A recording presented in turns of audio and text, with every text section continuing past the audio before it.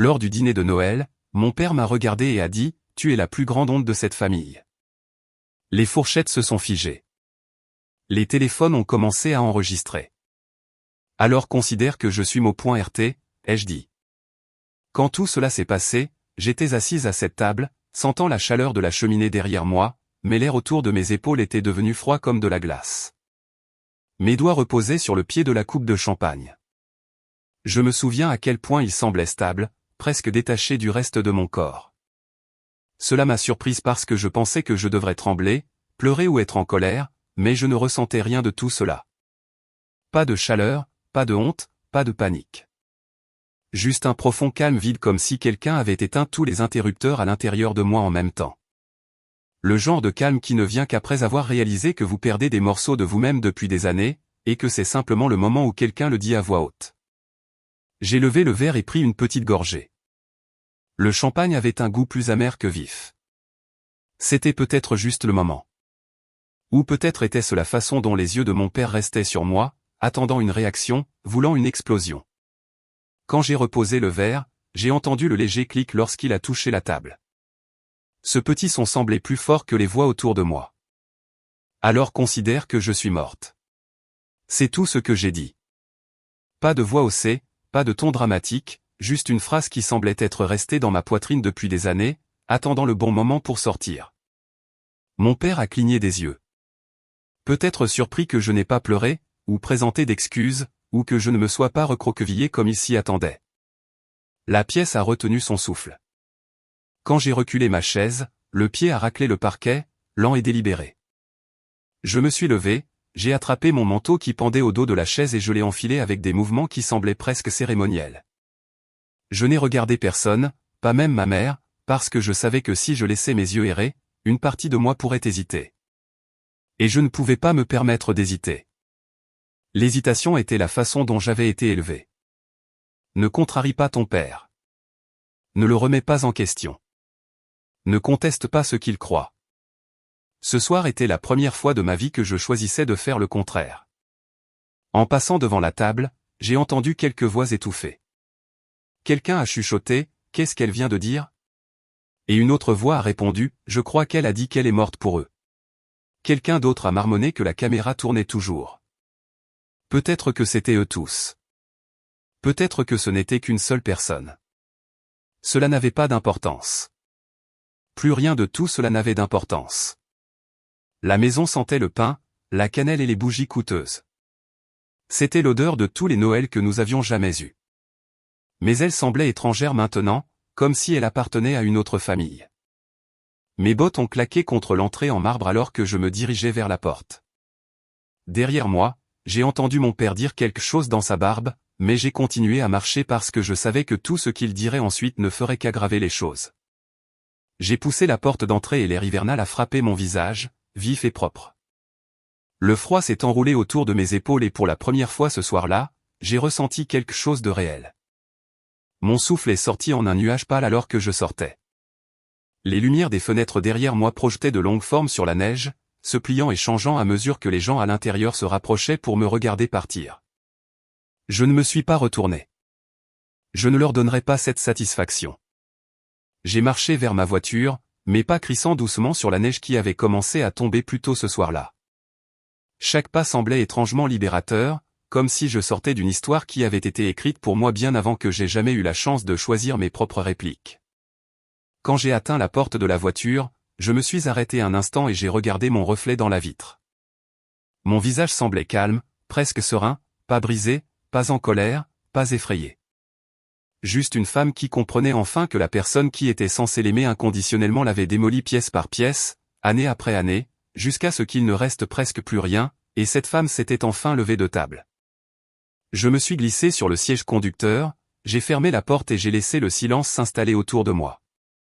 La chaleur de la voiture a enveloppé mes jambes alors que le moteur prenait vie en ronronnant. Mes mains sont restées stables sur le volant.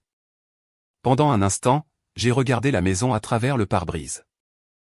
Je pouvais voir des silhouettes bouger derrière les rideaux, des têtes se tourner, des mains gesticuler.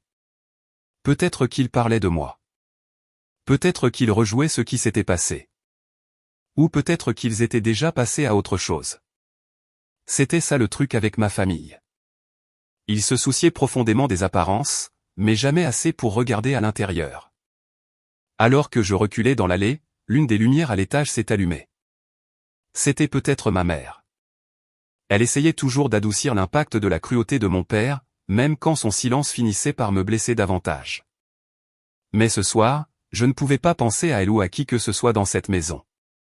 J'avais besoin d'espace. J'avais besoin d'air. J'avais besoin de récupérer ma propre vie. J'ai tourné sur la longue route qui s'éloignait du domaine. Les lampadaires brillaient faiblement contre la neige qui tombait, et le bruit de mes pneus sur la chaussée semblait rythmé et ancrant. Mon téléphone a vibré plusieurs fois sur le siège passager. Je ne l'ai pas vérifié. Je savais exactement qui c'était. Une partie de moi se demandait combien de temps il faudrait avant que quelqu'un essaie de déformer l'histoire, de l'arranger ou de prétendre qu'elle n'était pas arrivée. C'était toujours le cycle. Mais quelque chose avait changé ce soir. J'avais changé. À quelques kilomètres de la maison, la tension dans ma poitrine s'est relâchée. Ma respiration est devenue plus facile, plus profonde. Le monde extérieur s'est flouté doucement alors que la neige s'épaississait. J'ai entrouvert la fenêtre et laissé le froid s'infiltrer dans la voiture, le laissant piquer mes joues, dissipant le brouillard en moi. J'ai pensé à toutes les années où j'ai essayé de gagner l'approbation de mon père, à toutes les règles que j'ai suivies, aux choix que j'ai faits pour maintenir la paix, et comment en un instant, avec une seule phrase, il a clairement fait comprendre qu'il n'y avait jamais eu de paix à maintenir. Il m'est apparu alors que ce qui s'était passé à table n'était pas le début de l'histoire. C'était la conclusion d'une vie passée à essayer d'appartenir à une famille qui ne m'aimait que lorsque je correspondais à la version de moi-même qu'il voulait. Et je savais que si je restais, si j'avalais l'humiliation, si je prétendais que tout allait bien, je me perdrais complètement. Au moment où j'ai atteint l'entrée de l'autoroute, la douleur dans ma poitrine s'était transformée en quelque chose de plus stable. Un sentiment de résolution, une promesse silencieuse que je me suis faite alors que le vent pressait contre le côté de la voiture. Cette nuit n'était pas seulement la nuit où j'ai quitté une pièce pleine de gens. C'était la nuit où j'ai enterré la partie de moi qui continuait d'espérer qu'il changerait. Et alors que la neige continuait de tomber et que les lumières de la ville se brouillaient en longues traînées douces devant moi, je savais une chose avec certitude. Ce moment à la table du dîner n'a pas seulement mis fin à Noël. Il a mis fin à ma place dans cette famille. Je conduisais vers autre chose maintenant. Quelque chose que je n'avais pas ressenti depuis longtemps. L'espace, la liberté, et le début de tout ce qui viendrait ensuite. L'autoroute s'ouvrait devant moi, large et presque vide. Le genre d'étendue calme qu'on ne trouve que la nuit de Noël, quand la plupart des gens sont chez eux, mangeant des restes ou s'endormant dans des maisons remplies de lumière douce et de voix familières. Mon monde ne ressemblait en rien à cela. Plus je m'éloignais du domaine de mon père, plus la nuit devenait irréelle, comme si j'avais glissé hors de ma propre vie pour entrer dans l'histoire de quelqu'un d'autre. La route continuait de ronronner sous les pneus, régulière et indifférente. Et son indifférent m'a fait quelque chose. Il m'a permis de respirer à nouveau. Je n'ai pas pleuré. Je pensais que je le ferais. Je m'attendais à ce qu'un raz-de-marée d'émotions ou un flot de colère me frappe au moment où je m'éloignerais de cette maison. Mais il n'y avait rien. Juste cet étrange calme vide se propageant dans ma poitrine comme du brouillard. Mes yeux sont restés secs. Ma respiration était lente. Je me sentais présente dans mon corps pour la première fois depuis des mois, peut-être des années. Je pense que la vie ne vous choque pas. Elle confirme juste ce que vous saviez déjà au fond de vous mais que vous ne pouviez pas encore admettre. Le téléphone sur le siège passager s'est allumé à nouveau. Une autre vibration a roulé sur le cuir. Puis une autre et une autre. Je n'avais pas besoin de le décrocher pour connaître l'ordre. Maman d'abord. Ces appels venaient toujours par vagues quand elle avait peur de la colère de mon père. Puis mon frère, espérant probablement calmer la situation ou au moins recueillir des informations avant qu'elle ne se propage au reste de la famille. Après cela, ceux qui voulaient seulement connaître l'histoire pour pouvoir la répéter ailleurs plus tard. J'ai laissé le téléphone pulser et briller sans le toucher. Au moment où j'ai atteint mon immeuble au nord de Charlotte, le froid s'était installé plus profondément dans la nuit. Le parking était presque vide. Une fine couche de givre avait commencé à se répandre sur les voitures qui étaient immobiles depuis des heures. Je me suis garé à ma place habituelle près de l'entrée principale et j'ai coupé le moteur. Le silence soudain à l'intérieur de la voiture semblait épais, comme si l'air s'était déplacé et installé autour de moi. Je me suis penché en arrière sur le siège et j'ai fermé les yeux. L'image de mon père levant cette coupe de champagne a flotté à nouveau. La façon dont la lumière du lustre frappait le verre. Pendant des années, j'ai pensé que cette lumière signifiait quelque chose. Fierté, approbation, une sorte de chaleur. Ce soir, elle semblait juste dure, vide, comme si chaque toast de vacances que nous avions jamais eu était une performance qu'il s'attendait à ce que nous applaudissions. J'ai ouvert les yeux et fixé le plafond de la voiture. Mon rythme cardiaque s'était stabilisé. Ma respiration était toujours calme. Ce calme m'a fait peur un instant. Je me suis demandé si cela signifiait que quelque chose en moi était finalement devenu insensible. Ou peut-être que cela signifiait le contraire, qu'après des années à me plier pour être quelqu'un que je n'étais pas, la vraie version de moi avait enfin de la place pour expirer. J'ai attrapé mon sac sur le siège arrière et suis sorti dans le froid. Le vent a piqué mes joues alors que je marchais vers l'entrée de l'immeuble. À l'intérieur, le couloir était sombre et silencieux. Quelques couronnes de Noël pendaient aux portes, le genre fait de bail en plastique et de ruban qu'on peut acheter en gros dans n'importe quel magasin. Elles semblaient joyeuses d'une manière qui paraissait déconnectée de la nuit que je venais de vivre. Quand j'ai déverrouillé mon appartement et poussé la porte, l'obscurité m'a avalé. Je n'ai pas allumé les lumières. J'ai laissé tomber mes clés sur la petite table près de l'entrée, j'ai enlevé mon manteau et je me suis assise par terre, le dos contre le canapé. Le silence semblait différent ici. Il avait du poids. Il avait une forme. Il se propageait dans la pièce comme une marée régulière. J'ai finalement pris le téléphone, pas pour rappeler qui que ce soit, mais parce que les notifications continuaient de clignoter et que j'avais besoin de les faire taire. L'écran s'est allumé dans un flot d'appels manqués et de messages. Le nom de maman se répétait encore et encore. Les textos de mon frère étaient courts, urgents, incomplets. Quelques cousins avaient déjà envoyé des points d'interrogation, comme si je leur devais une explication. J'ai retourné le téléphone face contre terre sur le tapis et j'ai laissé échapper un souffle lent. Je pensais que cela calmerait les choses un instant, mais le téléphone a vibré à nouveau. Un autre message, un autre appel. Leur monde tournait toujours vite. Le mien avait ralenti jusqu'à ramper. Finalement, la curiosité m'a tiraillé et j'ai soulevé le téléphone à nouveau. Cette fois, ce n'était pas un appel. C'était un message d'un des plus jeunes cousins. Un lien. Pas de mots, juste un lien. Mon estomac s'est noué parce que je savais ce que c'était avant même de cliquer dessus. La vidéo. Le moment. Mon père parlant, mon visage, ma voix disant « Alors considérez que je suis morte ». Quelqu'un dans cette pièce l'avait téléchargée sur le chat familial. Et de là, elle avait déjà glissé entre les mains de gens qui ne se souciaient pas du tout de moi. C'était le danger d'une famille obsédée par les apparences. Chaque humiliation privée avait le potentiel de devenir une preuve publique. J'ai appuyé sur lecture. Me regarder de l'extérieur m'a fait quelque chose d'étrange. La fille à l'écran semblait fragile mais posée. Le calme dans sa voix était troublant. Je l'ai regardé prendre cette gorgée de champagne et reposer le verre si doucement que cela semblait presque répéter. J'ai écouté la phrase tomber de ses lèvres. Alors considérez que je suis morte. Je l'ai regardé se lever et sortir du cadre tandis que la pièce derrière elle tombait dans le chaos. Le son de la pièce réagissant était plus fort dans l'enregistrement qu'il ne l'avait été en personne, quelques halètements, un rire étouffé de quelqu'un qui pensait que c'était dramatique, un commentaire chuchoté, et le raclement des chaises. C'était désordonné et humain d'une manière que ma famille détestait qu'on voit. Et d'une certaine manière, cela m'a fait ressentir un sentiment silencieux de libération. J'ai rejoué la vidéo une fois de plus, puis une troisième fois. Mais parce que la regarder donnait l'impression de regarder le moment exact où une vie de pression s'était enfin fissurée. Quelque chose en moi se relâchait à chaque visionnage. Pas de bonheur, pas de satisfaction, juste une sorte de soulagement fatigué. La vérité avait été dite, et il n'y avait aucun moyen de la rentrer. J'ai reposé le téléphone, cette fois en l'éteignant complètement. L'écran est devenu noir et est resté noir, plus de vibrations, plus de bourdonnements. Le silence qui a suivi a donné l'impression que quelqu'un avait enfin baissé le volume dans une pièce où le bruit hurlait depuis des années. J'ai appuyé ma tête contre le coussin du canapé et j'ai fermé les yeux. L'obscurité de l'appartement pressait autour de moi, douce et familière. Je pouvais encore entendre le faible écho de la voix de mon père dans ma mémoire, de la façon dont toute la table avait retenu son souffle après qu'il ait dit les mots.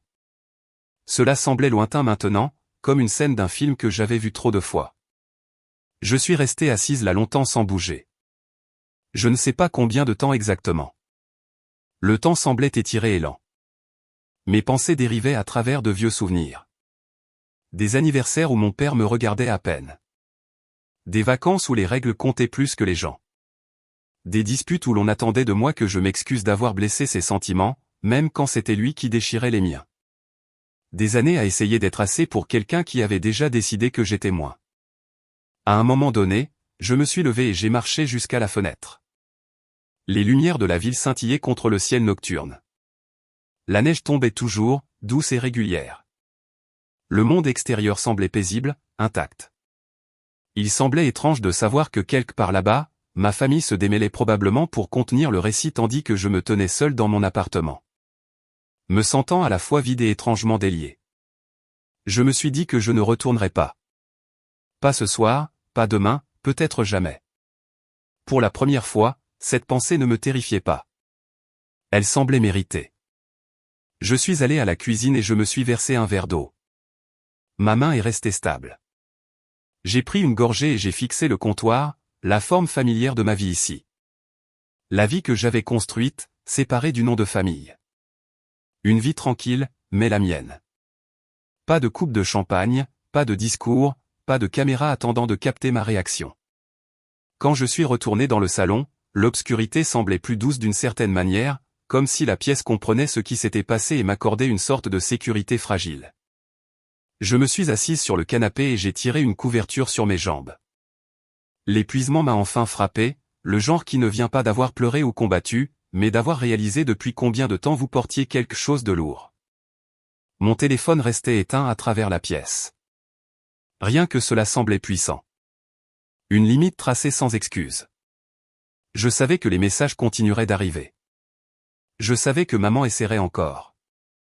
Je savais que mon frère tendrait la main sur un ton plus calme. Il voudrait des explications, des réassurances, ou au moins une version de l'histoire qu'il pourrait répéter tout en protégeant l'image de la famille. Mais pas ce soir. Ce soir, je laissais le silence parler. Quand le téléphone a vibré une dernière fois avant de s'éteindre, j'ai jeté un coup d'œil à l'écran. Un message avait glissé avant l'arrêt. Juste quelques mots de maman. S'il te plaît, rentre à la maison. Nous devons parler. J'ai fixé le message, le laissant planer dans la lumière tamisée de l'appartement. Puis l'écran est devenu noir. Je n'ai pas répondu. Je n'étais pas prête à retourner dans leur version du monde. Pas encore. Je me suis penché dans le calme et j'ai laissé la nuit s'installer autour de moi, sachant que ce n'était que le début de ce qui allait suivre. Je suis resté assise dans le calme un peu plus longtemps après que l'écran soit devenu noir, laissant la forme sombre de la pièce s'installer autour de moi. Je pensais que l'épuisement m'emporterait, mais mon esprit ne voulait pas se reposer. Il continuait de tourner autour du message de maman, du ton derrière, de la peur tissée dedans. Je n'étais pas prête à répondre, pas prête à rentrer à nouveau dans cette orbite. Alors, je suis resté immobile et j'ai respiré à travers la lourdeur dans ma poitrine, attendant que le silence s'adoucisse. Il l'a fait assez lentement pour que je me pousse finalement du canapé et marche dans le couloir vers la chambre. J'avais à peine atteint l'embrasure de la porte quand j'ai entendu un coup doux. C'était calme, presque hésitant, le genre qui n'avait pas sa place dans cet immeuble à moins que quelqu'un ne sache exactement à quelle porte il venait. Je me suis figé un instant, me demandant si cela pouvait être un voisin ou pire, quelqu'un envoyé par ma famille. J'ai attendu, écoutant un autre coup. Il est venu quelques secondes plus tard, un peu plus ferme cette fois. Je suis retourné à travers le salon et j'ai regardé par le Judas. La lumière du couloir vacillait légèrement, projetant un cercle chaud autour de la personne qui se tenait dehors. C'était Caleb. Ses épaules étaient voûtées contre le froid, ses mains dans les poches de sa veste. Il ressemblait à quelqu'un qui était resté assis dans sa voiture pendant un moment avant de rassembler le courage de monter. J'ai déverrouillé la porte et je me suis écarté pour le laisser entrer. Il est passé devant moi lentement, ses yeux parcourant l'obscurité de l'appartement comme s'il essayait de comprendre le genre de nuit que je venais de vivre. Il n'a rien touché. Il n'a même pas enlevé son manteau au début. Il est juste resté là un moment, puis s'est tourné vers moi avec une expression que je n'avais jamais vue sur son visage auparavant. Quelque chose de lourd, quelque chose de protecteur. Je lui ai demandé depuis combien de temps il était en bas. Il a dit seulement quelques minutes. Sa voix était douce et stable, mais je pouvais entendre une tension en dessous. Il a finalement enlevé son manteau et l'a drapé sur la chaise. Puis il m'a regardé à nouveau, et j'ai senti le changement dans l'air entre nous. Cette pause silencieuse que les gens prennent quand ils sont sur le point de dire quelque chose qui va changer le sol sur lequel vous vous tenez. Il m'a dit qu'il avait rencontré mon père plus tôt ce jour-là. Il l'a dit calmement, mais les mots m'ont quand même frappé assez fort pour que j'agrippe le dossier du canapé pour me stabiliser. Je lui ai demandé pourquoi. Il a dit qu'il ne l'avait pas prévu. Quelqu'un du cercle d'affaires de mon père l'a contacté et a dit que mon père voulait une conversation. Il pensait que c'était quelque chose à propos de moi, quelque chose d'important, alors il a accepté. Il s'est rapproché de la fenêtre et a regardé la neige tomber pendant qu'il parlait. Je pense que c'était plus facile pour lui de ne pas me regarder directement en répétant ce qui avait été dit. Mon père a commencé la conversation en mentionnant les fêtes, la famille, la pression du leadership et la contrainte de porter un héritage. Tout cela semblait répété, une introduction chaleureuse pour dégager la voie à quelque chose de plus froid. Puis mon père a changé de ton et a interrogé Caleb sur son travail. Caleb lui a dit la vérité, qu'il était un photographe indépendant avec une réputation décente, qu'il avait des clients réguliers et qu'il aimait l'indépendance de la carrière qu'il avait construite. Mon père a semblé peu impressionné. Selon Caleb, mon père a dit que la photographie n'était pas une vraie profession. Il a appelé ça fragile et temporaire, le genre de passe-temps artistique que les gens poursuivent quand ils n'ont pas la discipline pour quelque chose de substantiel. Il a demandé à Caleb comment il prévoyait de soutenir une femme ou des enfants avec un revenu aussi imprévisible.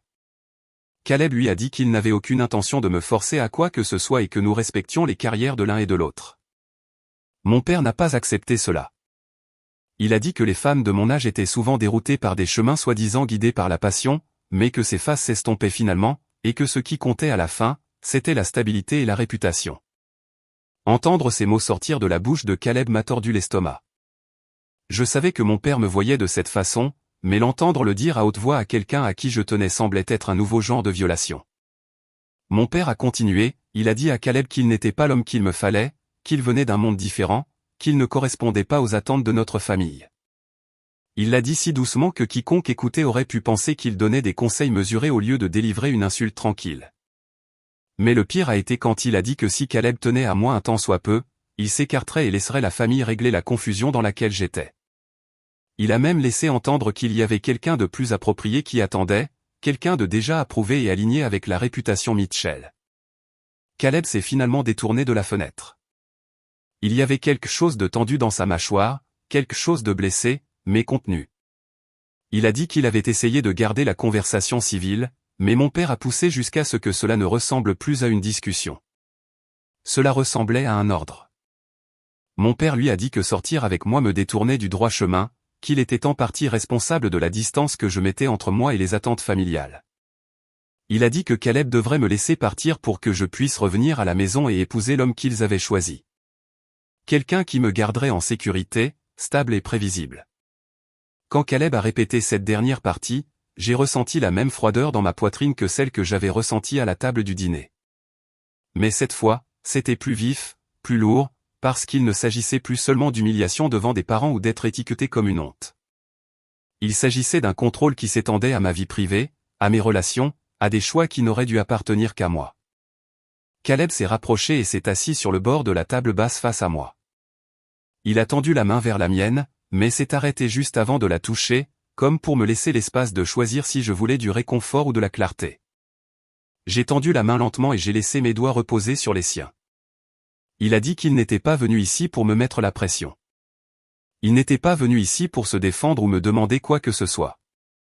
Il voulait juste que je sache ce qui s'était passé parce que le cacher ne ferait qu'aggraver la situation. Il a dit que mon père avait également mentionné le dîner et laissé entendre que ce soir s'aggraverait si je ne revenais pas à la raison bientôt. La voix de Caleb s'est brisée légèrement quand il a dit cela, pas parce qu'il avait peur pour lui-même, mais parce qu'il savait à quel point cela me blesserait. J'ai retiré ma main doucement et je me suis levé, traversant la pièce vers l'endroit où les ombres s'accumulaient près de la bibliothèque. J'ai senti l'air changer dans mes poumons, devenant plus lourd à chaque respiration. Pas parce que je craignais de perdre Caleb. Je lui faisais plus confiance qu'à quiconque dans ma vie. Ce qui me faisait peur, c'était de réaliser à quel point l'emprise de mon père s'était enfouie profondément dans chaque partie de moi, même les coins que je pensais sûrs. J'ai dit à Caleb que j'avais besoin de m'éloigner de tout cela, que je ne pouvais pas continuer à essayer de m'expliquer ou de protéger les parties de ma vie qui ne devraient pas avoir besoin de protection. J'ai dit que j'avais fini de négocier avec des gens qui n'écoutaient jamais de toute façon. Si mon père pouvait m'humilier lors d'un dîner de famille et ensuite se retourner et exiger l'obéissance de l'homme que j'aimais, alors il ne restait plus rien à sauver dans l'ancienne version de nous. Caleb a hoché la tête lentement. Il n'a pas argumenté. Il n'a pas essayé de me dissuader de quoi que ce soit. Il a dit qu'il soutiendrait quelle que soit la décision que je prendrais, même si cela signifiait qu'il devait s'écarter pour que je trouve de la clarté. Mais je lui ai dit que ce n'était pas ce que je voulais. Ce que je voulais, c'était de la distance par rapport au chaos, pas de la distance par rapport à lui. Je voulais reconstruire ma vie sans le poids des attentes de quelqu'un d'autre pressant contre ma gorge. Il s'est finalement levé et s'est approché assez près pour que je sente la chaleur de sa veste persister encore sur sa peau. Il m'a dit que j'étais plus forte que l'histoire que mon père continuait d'écrire à mon sujet. Que je méritais une vie façonnée par mes propres mains, pas une vie sculptée en place par la pression et l'héritage. Sa voix était douce quand il l'a dit, mais il y avait de la conviction dedans, aussi, le genre qui s'est ancré profondément en moi. Après son départ, je suis resté près de la porte un long moment, écoutant l'écho s'estompant de ses pas dans le couloir. L'appartement semblait calme à nouveau, mais pas vide. Quelque chose à propos de sa visite m'avait ancré, m'avait donné une sorte de clarté que le silence seul n'avait pas apporté. Je suis retourné au canapé et je me suis assise avec mon téléphone toujours éteint à l'autre bout de la pièce. La pulsation tranquille de la maison semblait s'aligner avec le battement régulier dans ma poitrine. J'ai ouvert mon ordinateur portable et j'ai sorti le calendrier où les événements familiaux et les obligations étaient marqués dans de petits carrés soignés. Anniversaire, dîner de charité, réunions annuelles du conseil d'administration déguisées en réunions de vacances, rappel d'une vie qui ne m'avait jamais appartenu. J'ai supprimé chaque entrée une par une. Pas d'hésitation, pas d'explication. Quand le dernier appel a disparu de l'écran, j'ai fermé l'ordinateur portable et j'ai expiré lentement. Cela ressemblait au premier pas à travers un seuil que j'avais eu peur d'approcher pendant des années. Un point de non-retour, mais de la meilleure façon possible, le genre qui vous mène vers une vie que vous n'avez pas encore imaginée. J'ai marché jusqu'à la chambre et j'ai allumé la petite lampe près de la table de chevet. La lueur chaude a rempli la pièce d'un sentiment tranquille de commencement. Pas une fin, pas un effondrement, un commencement. Je savais que les retombées avec ma famille étaient loin d'être terminées. Je savais qu'ils ne me laisseraient pas partir facilement. Mais debout là dans cette lumière douce, j'ai ressenti une stabilité que je n'avais jamais connue. C'était le premier moment où j'ai réalisé que je laissais vraiment l'ancien monde derrière moi. Pas parce que je voulais me venger, pas parce que je voulais blesser quelqu'un, mais parce que respirer librement était enfin devenu plus important que d'être accepté. Je savais que je franchissais un seuil ce soir-là, entrant dans une version de moi-même dont ma famille avait passé des années à insister qu'elle n'existait pas. Le calme de ma chambre s'est maintenu autour de moi alors que je respirais la lumière chaude de Marie, la petite lampe sur la table de chevet. Quelque chose en moi semblait enfin réel, solide d'une manière qui ne l'avait jamais été à l'intérieur de la maison de mon père. Je me suis changé pour mettre un vieux sweatshirt et un pantalon ample, j'ai tiré mes cheveux en arrière et j'ai laissé mon corps s'enfoncer dans la douceur familière de mon matelas. L'épuisement m'a enveloppé rapidement. Pas le genre chaotique qui suit un chagrin d'amour, mais le genre profond et régulier qui vient après s'être choisi soi-même pour la première fois depuis longtemps. Quand je me suis réveillé le lendemain matin, la lumière d'hiver filtrant dans la pièce semblait pâle et calme. Pendant un moment, je suis resté immobile, écoutant le faible bourdonnement du radiateur et la circulation tranquille dans la rue en contrebas. Ma vie en dehors des attentes Mitchell semblait toujours plus petite, plus calme, presque invisible. Et pourtant, allongé là, j'ai ressenti quelque chose comme la paix. Pas dramatique ou triomphante, juste un battement régulier dans ma poitrine qui me rappelait que c'était mon espace, mon monde, mon air. J'ai fait du café et ouvert mon ordinateur portable à la petite table près de la fenêtre. La plupart des gens n'imaginaient jamais qu'une conceptrice de marque puisse construire une vie stable en travaillant de manière indépendante. Mais pour moi, c'était devenu le seul endroit où personne ne dictait ce que je devais faire ou qui je devais devenir. Mes clients étaient principalement de petites entreprises autour de Charlotte, une boulangerie qui voulait une identité plus soignée, une librairie qui avait besoin de signalisation pour son nouvel emplacement. Une organisation à but non lucratif axée sur les programmes d'alphabétisation pour les écoles du centre-ville. Rien de tout cela n'était glamour, mais chaque projet ressemblait à un petit acte de création. Quelque chose que je pouvais façonner avec mes mains et mon imagination sans que quelqu'un ne me souffle dans le cou à propos de l'héritage ou de la réputation. Alors que mon café refroidissait à côté de moi, j'ai ouvert un dossier de projet pour une salle de sport boutique qui se lançait près du South End. Il voulait une palette plus fraîche et une typographie plus propre, quelque chose de moderne qui restait chaleureux et local. Tout en esquissant des vignettes de concept, mes doigts bougeaient avec un rythme familier. Le branding était devenu un moyen pour moi de rester ancré, de gagner ma vie sans compter sur le nom Mitchell. Cela m'aidait aussi à protéger l'autre partie de ma vie, la partie dont personne dans ma famille ne connaissait même l'existence. La peinture est avec moi depuis l'enfance. Pas un passe-temps, pas une distraction, une pulsation. Mes premiers souvenirs étaient pleins de couleurs et de l'odeur de l'acrylique séchant sur du papier bon marché. Mais à l'époque, dès que mon père me voyait avec un pinceau à la main, il le rejetait d'un seul sourcil levé. Il disait que l'art était une impasse. Il disait que les carrières créatives étaient pour les gens qui ne voulaient pas s'engager dans un vrai travail. Il me demandait pourquoi je voulais passer des heures à peindre quand je pouvais rejoindre des comités, des clubs, tout ce qui me ferait paraître équilibré et présentable. Maman n'était jamais en désaccord, bien que parfois elle souriait doucement quand elle passait devant ma chambre. Comme si elle ne pouvait pas décider de m'encourager ou de rester fidèle aux attentes de la maison. J'ai continué à peindre quand même, tranquillement, secrètement. À l'université, je sortais tard le soir et j'utilisais la petite salle de studio au fond du bâtiment des arts. Après l'obtention du diplôme, j'ai trouvé des moyens de glisser la peinture entre le travail client et le sommeil. Et finalement, j'ai créé une butte qui me protégerait du poids de mon propre nom de famille. J'ai choisi le surnom Lienne, un petit surnom d'enfance tordu en quelque chose d'inconnaissable pour quiconque me connaissait en grandissant. Je le signais au coin de chaque pièce, le glissais dans les fichiers numériques et le laissais devenir un bouclier entre mon art et l'examen minutieux auquel j'avais été formé à m'attendre. Je gardais les deux mondes séparés. Mes clients en branding me connaissaient comme une designer avec un œil fort pour la théorie des couleurs et la narration. Mes collectionneurs connaissaient le peintre anonyme qui créait des paysages et des portraits tranquilles portant un doux courant sous-jacent de solitude. Seules quelques personnes connaissaient la vérité. Caleb, deux amis proches de l'université, et la galeriste qui a accepté de me représenter sans jamais révéler mon identité aux acheteurs. Je lui ai dit que je ne voulais pas que le succès soit lié à une réputation familiale en laquelle je n'avais jamais cru. Elle a compris cela plus rapidement que je ne m'y attendais. Mes pensées ont dérivé vers le premier email que j'ai reçu disant « Vendu ». C'était une petite pièce de 8x10, une aquarelle maussade d'un lac à l'aube. Je n'en attendais rien. La galerie avait été modeste. L'annonce est simple. Quand l'email est arrivé, j'ai fixé le mot pendant plusieurs minutes avant que cela ne fasse tilt. Quelqu'un là-bas a vu quelque chose dans mon travail. Quelqu'un que je n'avais jamais rencontré a ressenti quelque chose en le regardant.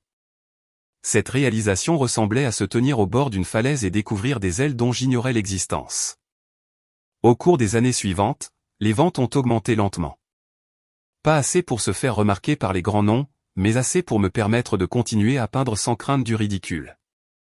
Puis un après-midi, j'ai reçu un message de la galerie disant qu'une pièce que j'avais soumise pour une semaine d'enchères s'était vendue près du double de ce qu'ils avaient estimé. C'était un paysage de brouillard de Blue Ridge et de bleu doux superposés. Je me souvenais de l'avoir peinte après une longue conversation avec Caleb sur le désir de disparaître et d'être quand même vu. Quand cette pièce s'est vendue, j'ai senti une ondulation tranquille de possibilités dans ma poitrine. Mais il y avait une peinture que je ne les ai jamais laissé vendre. Une grande toile intitulée « Verger d'hiver ». Une pièce qui venait d'un endroit si personnel que s'en séparer semblait impossible. C'était la seule œuvre que j'ai demandé à la galerie d'exposer mais pas de mettre en vente. Les coups de pinceau étaient audacieux, superposés avec texture, et la palette était plus froide, plus vive que mon ton habituel. La galeriste m'a dit qu'elle attirait beaucoup l'attention des collectionneurs. Certains ont même demandé en privé si j'envisagerais de la céder. J'ai toujours dit non. Je n'avais aucune idée alors à quel point cette seule décision causerait des problèmes plus tard. Pendant que je travaillais sur le projet de branding de la salle de sport, j'ai entendu le doux ping d'un nouvel email. J'ai envisagé de l'ignorer jusqu'à ce que je voie la ligne d'objet. Nouvelle demande de service de conception. Le timing semblait presque symbolique, comme si le monde en dehors de mon drame familial s'ouvrait encore tranquillement, régulièrement. L'expéditrice était une femme qui dirigeait une entreprise locale de bougies. Elle a dit qu'elle avait trouvé mon travail grâce à une recommandation et qu'elle aimait la façon dont mes créations racontaient des histoires sans encombrement inutile. Elle voulait un rafraîchissement complet de l'identité pour sa boutique en ligne. J'ai lu le message 2 fois, j'ai ressenti une petite douleur de gratitude dans ma poitrine et j'ai répondu en acceptant une consultation plus tard dans la semaine. Ma vie n'était pas glamour, mais c'était la mienne. Et chaque nouveau projet me rappelait que l'indépendance n'était pas seulement possible, elle était durable. Je me suis levé et me suis étiré, j'ai roulé des épaules et j'ai marché jusqu'à la cuisine pour remplir mon café. Pendant que la machine ronronnait, j'ai jeté un coup d'œil par la fenêtre à la neige qui s'adoucissait sur les bords du parking. Le monde semblait paisible à nouveau. Un équilibre fragile dont je savais qu'il ne durerait pas longtemps, surtout avec la vidéo du dîner qui se propageait encore parmi les parents, mais pour le moment, ce calme suffisait. Quand je suis retourné à ma table, une deuxième notification par email est apparue. Cette fois, l'expéditeur a coupé mon souffle un instant. C'était de la galerie. La ligne d'objet disait « Demande pour Lynn ». Cela signifiait généralement une vente ou une question sur des commissions, bien que je prenne rarement des commissions parce que l'anonymat importait plus que le revenu supplémentaire. J'ai cliqué sur le message pour l'ouvrir et je l'ai scanné lentement. La galeriste a écrit qu'un collectionneur privé de New York avait visité l'exposition pendant les vacances et avait exprimé un fort intérêt pour l'acquisition d'une pièce de Lynn. Pas n'importe quelle pièce. Ils ont spécifiquement demandé si la peinture, Verger d'hiver, était disponible à l'achat. La galerie avait suivi mes instructions et leur avait dit qu'elle était uniquement exposée. Le collectionneur n'a pas contesté la réponse, mais il a laissé ses coordonnées et a demandé si je reconsidérerais pour le bon prix. Le message se terminait par la galeriste disant qu'elle n'avait jamais vu un collectionneur aussi captivé par une pièce et qu'elle croyait que l'offre pourrait être substantielle si j'étais ouverte à une conversation. Je me suis penché en arrière sur ma chaise et j'ai fixé l'email. J'ai senti le tiraillement familier de la tentation, un murmure tranquille de ce que cela signifierait d'entrer dans un projecteur plus grand. Mais la peinture représentait quelque chose de trop personnel pour la laisser partir. Je l'avais peinte pendant une période où ma relation avec mon père s'était fracturée d'une manière que je ne pouvais pas encore articuler, quand j'avais besoin d'un endroit pour mettre le chagrin, la colère et la solitude. La vendre ressemblerait à vendre une blessure qui n'avait pas complètement guéri. Mais la galeriste a dit que le collectionneur était influe dans le monde de l'art, quelqu'un qui pouvait élever ma carrière sans connaître ma véritable identité, quelqu'un qui pouvait pousser Lynn dans des cercles que je n'avais jamais imaginés. L'idée a persisté dans mon esprit. J'ai fermé l'ordinateur portable et j'ai marché vers la fenêtre à nouveau. La lumière d'hiver baignait le comptoir de la cuisine, rendant l'appartement petit et fragile, mais plein de possibilités. Mon père n'avait jamais vu cette partie de moi. Il ne connaissait pas mes clients. Il ne connaissait pas les pièces que j'avais vendues ou les collectionneurs qui admiraient mon travail. Il ne savait pas que j'avais construit un monde hors de sa portée, un monde qui grandissait à un coup de pinceau à la fois. Et j'ai réalisé qu'il ne s'était jamais vraiment soucié de savoir. Cette vérité s'est installée dans mes os alors que je regardais la chute de neige. Je suis retourné à la table, je me suis assise et j'ai cliqué sur répondre. J'ai tapé un court message remerciant la galerie pour la mise à jour et demandant plus de détails sur le collectionneur. Je n'ai pas dit oui. Je n'ai pas dit non. J'ai simplement ouvert la porte un peu plus large. Puis j'ai refermé mon ordinateur portable et j'ai laissé le silence s'étendre à travers la pièce. Je n'avais aucune idée que ce petit message de la galerie deviendrait la ligne de faille qui perturberait tout ce que mon frère essayait de maintenir ensemble. Je n'avais aucune idée que l'intérêt de ce collectionneur entrerait directement en collision avec le désespoir qui se préparait à l'intérieur de la maison Mitchell. Mais à ce moment-là, tout ce que je savais, c'était que ma vie, celle en laquelle mon père n'avait jamais cru, avançait pouce par pouce. Et cette fois, je n'allais pas rétrécir pour faire de la place à quelqu'un d'autre. Le calme dans mon appartement s'est maintenu pour le reste de la soirée. Mais le lendemain matin, un léger malaise s'était installé sous mes côtes. J'ai essayé d'avancer dans mon travail, esquissant de nouvelles idées pour le logo de l'entreprise de bougies et réorganisant les fichiers pour le projet de salle de sport, mais ma concentration dérivait sans cesse vers l'email de la galerie. Je me demandais qui était le collectionneur, pourquoi, Verger d'hiver, les avait frappés si profondément, et si le fait que quelqu'un veuille quelque chose d'aussi personnel était censé être flatteur ou intrusif. J'ai essayé de chasser cette pensée, mais le sentiment a persisté. Un petit poids au fond de mon esprit. En début d'après-midi, l'air s'était légèrement réchauffé, faisant fondre une partie de la neige sur les bords du parking. Je suis sorti pour vérifier le courrier et respirer quelque chose qui semblait moins vicié que mon propre appartement. Mon téléphone a vibré dans la poche de ma veste. Je l'ai laissé sonner une fois, puis 2 fois avant de finalement le sortir. J'ai supposé que cela pourrait être Caleb ou peut-être la galerie à nouveau. Mais quand j'ai vu qui c'était, mon souffle s'est retenu dans ma gorge. C'était maman. Un instant, j'ai envisagé de laisser aller sur la messagerie vocale. Vieil instinct. Puis quelque chose en moi a changé. Le même petit instinct qui s'est réveillé quand la galerie a mentionné un collectionneur avec une influence sérieuse. J'ai répondu à l'appel, pressant le téléphone contre mon oreille tandis que mes pieds restaient plantés sur l'allée glacée. La voix de maman est passée fine et tendue. Pas le ton doux et prudent qu'elle utilisait quand elle essayait d'aplanir les choses entre le reste de la famille et moi. C'était plus vif, urgent, d'une manière qui a fait se contracter mon estomac. Elle a dit qu'elle avait besoin que je rentre à la maison. Pas plus tard, pas demain, maintenant. Elle a répété le mot d'une manière qui le rendait impossible à ignorer. Je lui ai demandé pourquoi, et elle a hésité assez longtemps pour que je sente la panique de son côté à travers le silence. Elle a dit que c'était compliqué et qu'elle expliquerait quand j'arriverais. Avant que je puisse demander à nouveau, elle a dit « s'il te plaît » et a mis fin à l'appel. Je suis resté là un moment de plus tandis que le froid piquait la nuque de mon cou. J'aurais pu rester à l'écart. Il aurait été facile de prétendre que je n'avais jamais décroché le téléphone, mais quelque chose dans sa voix portait un poids que je ne pouvais pas ignorer. Ce n'était pas la culpabilité qui me tirait, pas la peur de les décevoir à nouveau. Il était simplement temps de faire face à ce qui se passait. Même si la famille ne se souciait pas de me voir comme une personne à part entière, j'avais besoin de me montrer à moi-même que je pouvais me tenir dans une pièce avec eux sans rétrécir. Je suis retourné à l'intérieur, j'ai attrapé mon manteau et mes clés, et je me suis dirigé vers la voiture. Le trajet vers la maison Mitchell a pris moins de 20 minutes, mais chaque kilomètre semblait plus lourd que le précédent. Les grandes maisons bordant les rues scintillaient de décorations de vacances coûteuses. Tout semblait soigné et contenu, comme la famille voulait toujours paraître. Je me suis garé dans la longue allée, remarquant la file de voitures qui n'appartenaient pas à des parents. Le SUV de mon frère, la berline sombre de l'avocat de la famille, une voiture de ville de luxe que je ne reconnaissais pas. Quelque chose de grand se passait. Et clairement, cela avait commencé bien avant que maman n'appelle. Quand je suis entré, la première chose que j'ai remarquée a été le silence. Pas un silence paisible, un silence tendu, cassant. Le genre qui se rassemble quand les gens ont crié et essaient de se ressaisir. Maman a marché vers moi rapidement, le soulagement inondant son visage, même si ses mains tremblaient. Elle m'a guidé vers le salon sans me laisser le temps d'enlever mon manteau. Je pouvais voir qu'elle avait pleuré. Ses yeux étaient vitreux et rouges sur les bords. À l'intérieur de la pièce, mon frère Mason se tenait près de la fenêtre, les mains jointes derrière le dos, faisant légèrement les 100 pas. L'avocat de la famille, Monsieur Harris, était assis raide sur le canapé, feuilletant une pile de papier.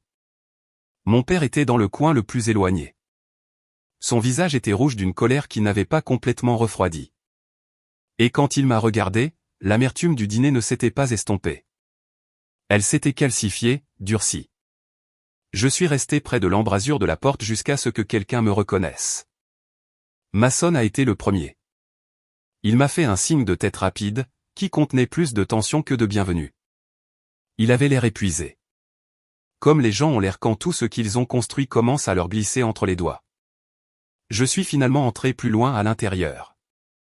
Mais le sentiment de ne pas être à ma place est revenu immédiatement. Le rappel familier que peu importe ma taille, je serai toujours vu comme le faux pas dans leur formation parfaite. Maman m'a conduite à une chaise. Elle a dit qu'ils avaient besoin de me dire quelque chose et qu'il était important que j'écoute sans interrompre.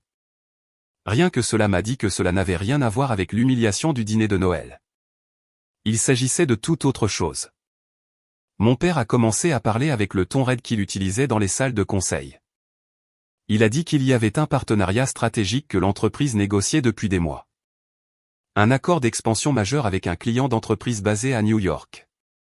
Quelqu'un d'influence, quelqu'un avec les ressources pour empêcher l'entreprise Mitchell de couler après une année financière difficile.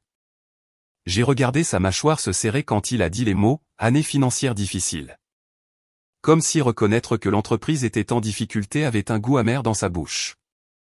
Il a fait un geste sec vers Mason, qui s'est avancé et a expliqué qu'une partie des négociations impliquait de construire une connexion personnelle avec un client VIP qui appréciait les arts. Le client a mentionné avoir un intérêt pour les peintures rares, en particulier celles d'artistes émergents.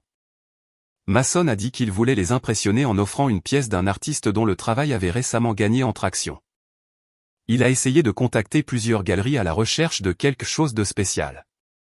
Puis il a trouvé une pièce qui avait été exposée lors d'une exposition saisonnière, Verger d'hiver. Au moment où il a dit le titre, mon estomac s'est noué. C'était comme si l'air se raréfiait autour de moi. J'ai gardé mon visage immobile, me forçant à écouter sans réagir. Mason a dit que la galerie refusait de mettre la peinture en vente, mais le client avait mentionné l'avoir vue en personne et l'avoir admirée. Le problème était que l'exposition se terminait dans 2 jours et la galerie insistait sur le fait que la pièce n'était pas à acheter. Mason a admis qu'il avait paniqué. Il avait besoin d'impressionner le client avant la réunion de négociation finale. Il pensait qu'offrir la peinture montrerait du respect, de l'intérêt, de la sophistication, et que cela garantirait l'accord. Mais comme il ne pouvait pas obtenir la vraie peinture, il a commandé à quelqu'un de la recréer. Une contrefaçon, un faux, il l'a dit sans broncher, mais la honte dans la pièce s'est resserrée autour de lui. L'avocat de la famille semblait plus pâle qu'avant. Le poing de mon père s'est serré contre le bras de la chaise. Le client VIP a reçu le cadeau hier. Ils l'ont immédiatement reconnu comme une contrefaçon.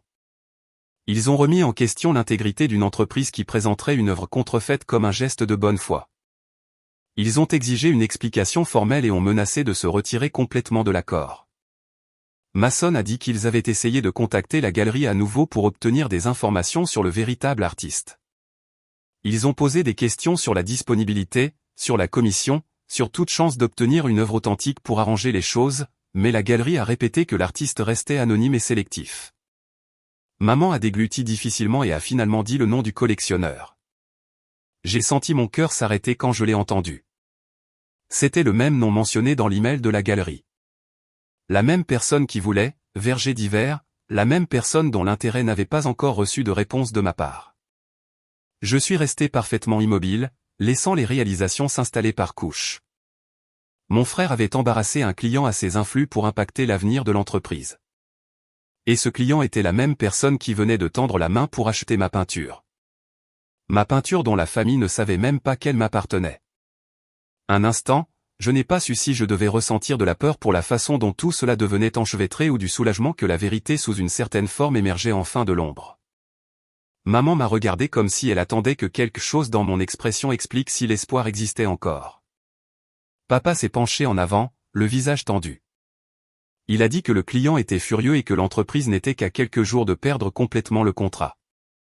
Il a laissé entendre que tout pourrait être arrangé s'il pouvait trouver un moyen d'atteindre l'artiste de Verger d'hiver. Il m'a regardé à nouveau, mais pas avec des excuses, avec une attente, comme si je leur devais une solution simplement parce que je partageais leur nom de famille. J'ai pris une lente inspiration, laissant les pièces de la situation s'arranger dans mon esprit. Ma famille avait passé des années à me dire que l'art n'avait aucun sens. Ils l'avaient rejeté, rabaissé, traité comme une distraction puérile.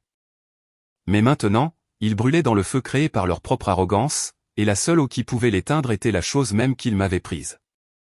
Un instant, je n'ai rien dit. La pièce a retenu son souffle. Puis j'ai expiré et je me suis ressaisi, réalisant que tout était sur le point de changer.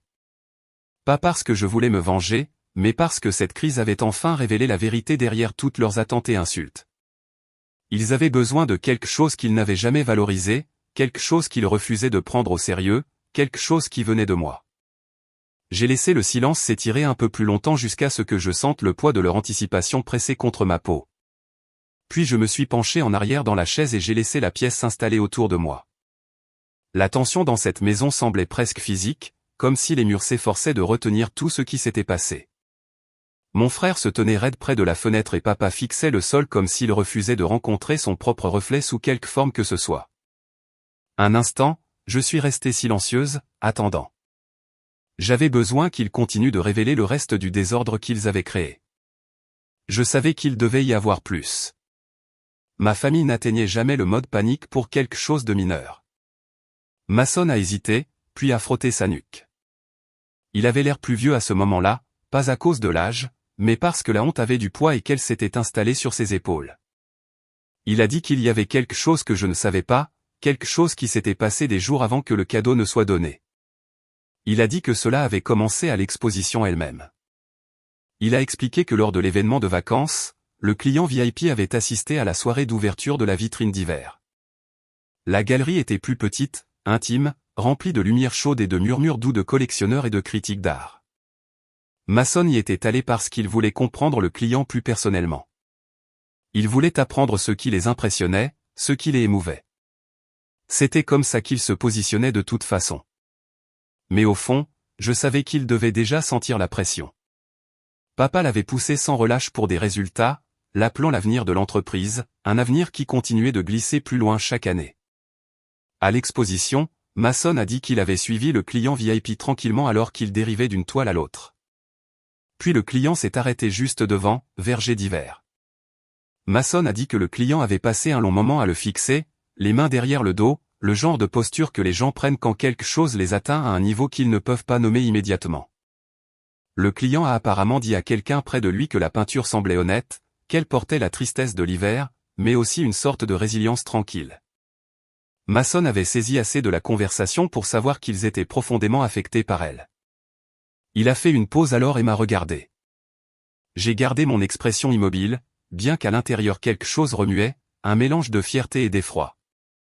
Fierté parce que quelque chose que j'avais créé touchait quelqu'un avec sincérité. Effroi parce que c'était exactement le moment où mon monde et l'entreprise familiale entraient en collision d'une manière que je n'avais jamais prévue. Mason a continué, après l'exposition, il a consulté le site web de la galerie pour trouver la peinture. Il a dit qu'il avait cherché dans chaque catégorie, chaque collection, mais il ne pouvait pas la trouver listée à la vente. Il a dit qu'il pensait peut-être qu'elle avait été achetée plus tôt ou déplacée dans une collection privée. Il a appelé la galerie, mais ils lui ont dit que la peinture était uniquement exposée et non à vendre. Ils n'ont pas élaboré, ont seulement répété qu'elle appartenait à l'artiste et ne serait pas disponible à la fin de la vitrine. Le délai diminuait. Mason a continué à souligner que la réunion de négociation finale avec le client était prévue pour 2 jours après la clôture de l'exposition. Il a dit qu'il continuait de penser que si le client admirait autant la peinture, l'offrir garantirait l'accord. Il a dit qu'il avait essayé d'appeler la galerie à nouveau, essayant de les persuader de transmettre au moins un message à l'artiste. La galerie a refusé. Ils ont dit que l'artiste ne prenait pas de commission directe et maintenait un contact sélectif même avec eux. La voix de Mason s'est brisée légèrement quand il a dit qu'il se sentait acculé. Les attentes de papa l'étouffaient. L'admiration du client pour la peinture semblait être la seule ouverture qui lui restait. L'exposition se terminait dans 2 jours, et Mason pensait qu'une fois l'affichage retiré, personne ne demanderait où la peinture était allée ou si elle était destinée à être vendue. Il pensait qu'il pourrait en quelque sorte l'intercepter. Il a dit qu'il avait même essayé de demander à un assistant de galerie à propos du processus. Ils lui ont dit à nouveau que la pièce était la propriété de l'artiste et serait stockée après la soirée de clôture. Mason a dit qu'il avait quitté la galerie désespéré. C'est alors qu'il a pris la pire décision de sa carrière. Il a engagé quelqu'un pour recréer la peinture. Il a trouvé un étudiant en art par le biais d'un contact qui prétendait pouvoir faire une réplication crédible rapidement. Il leur a montré des photos qu'il avait prises de la pièce à l'exposition. Il a dit qu'il savait que ce ne serait pas parfait, mais croyait que le client apprécierait le geste plus que les détails. Il a dit qu'il croyait que l'impact émotionnel importait plus que l'authenticité. Les mots pendaient dans l'air comme de la fumée. Je l'ai regardé déglutir difficilement. Il a dit que lorsque le cadeau a été livré, il s'attendait à de la gratitude. Au lieu de cela, le client l'a immédiatement reconnu comme une contrefaçon. Ils ont appelé l'entreprise et ont dit qu'ils étaient insultés. Ils ont accusé la famille d'utiliser des tactiques bon marché et ont demandé si le nom Mitchell représentait la malhonnêteté partout, pas seulement dans l'art. Ils ont exigé une explication et ont menacé d'annuler tout le partenariat. Papa avait explosé des heures plus tôt avant que je n'arrive. Cela expliquait le rouge sur son visage et la rage silencieuse qui mijotait à travers la pièce. Je me suis penché en arrière lentement, laissant la vérité me traverser.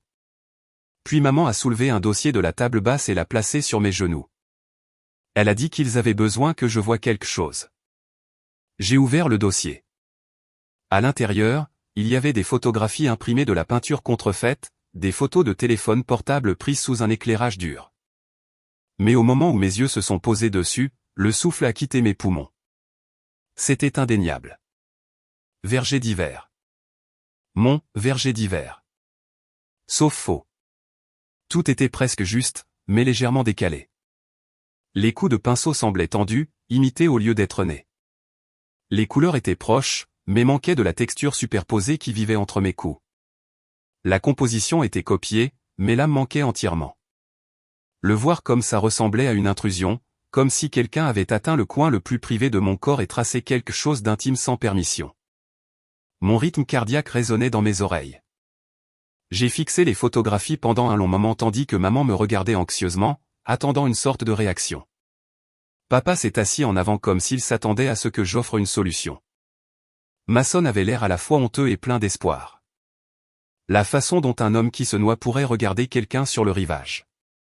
Ce qu'aucun d'eux ne savait, c'est que cette peinture, celle sur les photos et la vraie toujours accrochée à la galerie, appartenait à une version de moi qu'ils avaient passé des années à écraser. Une version de moi dont ils insistaient qu'elle n'avait pas d'importance. Maintenant, soudainement, elle importait plus que tout. Je leur ai demandé à quelle vitesse le client avait découvert que c'était un faux. Mason a dit presque instantanément. Il a dit que le client avait dit à l'assistant livrant le cadeau que le travail au pinceau était incompatible avec la pièce qu'ils avaient étudiée de près à l'exposition. Ils en savaient assez sur l'art pour reconnaître la tension là où la fluidité devrait être. Ils ont mis la peinture de côté et ont refusé le geste. Ils ont appelé Mason directement et ont exigé de savoir pourquoi il avait essayé de les tromper. J'ai fermé le dossier doucement. Mes doigts semblaient froids, pas à cause de la pièce, mais à cause de la réalisation de la mesure dans laquelle cela avait escaladé. J'ai demandé pourquoi il me racontait tout cela. Papa a finalement parlé. Puis sa voix était basse et tendue. Il a dit qu'ils avaient besoin de contacter l'artiste. Pas une demande générale, pas une demande polie. Ils avaient besoin d'une conversation directe. Ils avaient besoin d'un accès. Ils avaient besoin de quelqu'un qui pourrait sauver la situation avant que l'accord ne s'effondre complètement. Ils voulaient que je les aide à atteindre l'île.